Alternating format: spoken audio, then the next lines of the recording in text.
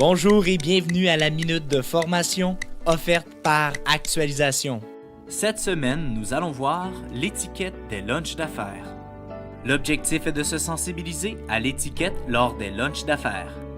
Les lunchs d'affaires sont souvent une façon de développer de bonnes relations. Afin de s'assurer d'une rencontre réussie, il est important de connaître les règles de base quant à l'étiquette de ces repas, autant pour l'hôte que pour l'invité. Voici quelques règles à ne pas oublier. Premièrement, l'endroit. Le restaurant doit avoir une atmosphère qui permet une discussion d'affaires. Afin d'éviter des surprises quant au service, il est mieux de choisir un restaurant que vous connaissez déjà très bien. Deuxièmement, le rôle de l'hôte. La personne qui invite est celle qui paie l'addition et qui réserve la table.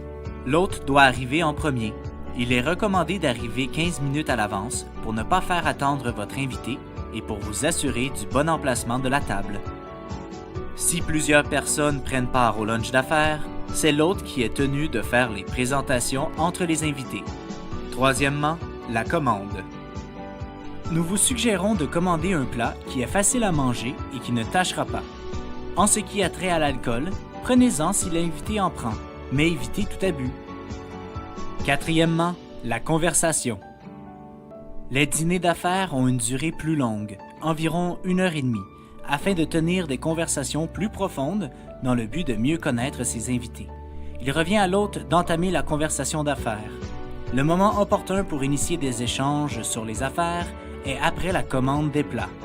La confidentialité des propos tenus lors des discussions d'affaires est de mise et il faut éviter l'utilisation de votre cellulaire, sauf en cas d'urgence.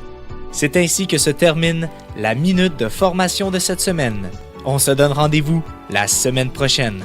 Rejoignez-nous sur notre site internet au www.actualisation.com ou contactez-nous au 514-284-2622. Actualisation, formation et conseils depuis 1970.